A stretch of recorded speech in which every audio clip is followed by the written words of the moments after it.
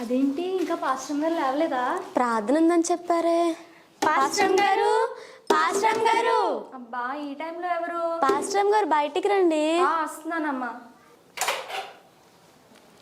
మీరా? అదేంటి ఈ టైంలో వచ్చారు? అదేంటి పాస్టర్ గారు, మీరే కదా పెందల కడే రమ్మన్నారు. ప్రార్థన ఉందని చెప్పారు కదండి. ప్రార్థన 9 గంటలకు కదమ్మా. ఏమో పాస్టర్ గారు, మీరు పెందల కడే రమ్మన్నారు, అందుకే వచ్చేసాం. పెందల కడ అంటే 8 గంటలకు 7 గంటలకు రావడం. సరే వచ్చారు కదా, ప్రార్థన చేసుకోండి. A few moments later.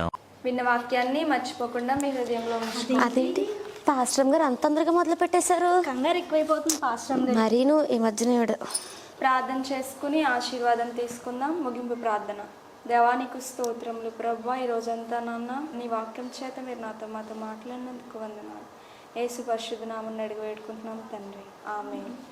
సర్లే ఇప్పుడన్నా వచ్చాం.